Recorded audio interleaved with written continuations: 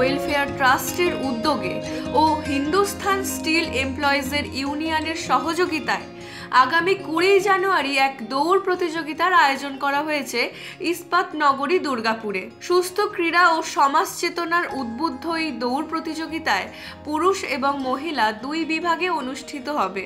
মহিলাদের জন্য 3 কিলোমিটার এবং পুরুষদের জন্য 10 কিলোমিটার দৌড় প্রতিযোগিতার আয়োজন করা হয়েছে। বুধবার দুপুরে দুর্গাপুর সিটি সেন্টার প্রেস ক্লাবে সাংবাদিক বৈঠকের মাধ্যমে কথা জানান উদ্যোক্তারা। অনুষ্ঠানে প্রধান অতিথি হিসেবে উপস্থিত থাকবেন দুর্গাপুরের দুই মহিলা ক্রীড়াবিদ শিল্পা বর্ধন ও সমাপ্তি ঘোষ।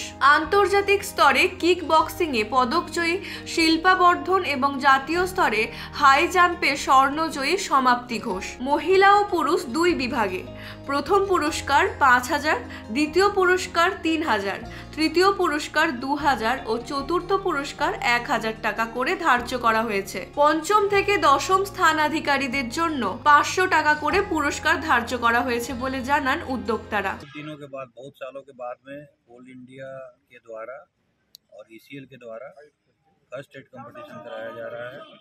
हम लोग के बीच में फर्स्ट एड के लिए टोटल 28 टीम्स आई हुई है, जिसमें 2 महिला टीम है। और महिला टीम के बारे में बता दूं, ये माइनिंग के इतिहास में बहुत सालों के बाद में यहाँ किया जा रहा है, खास करके ईसीएल में पहली बार हो रहा है। यह एक बहुत ही कंपनी के द्वारा नई सोच के साथ में कंधे से कंधा मिलाते हुए महिला टीम को आगे बढ़ाने का एक नया सोच है।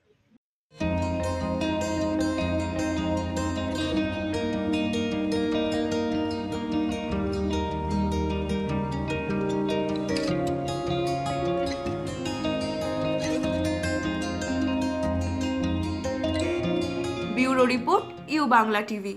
ইউ বাংলা টিভি হৃদয় ছুঁয়ে যায়।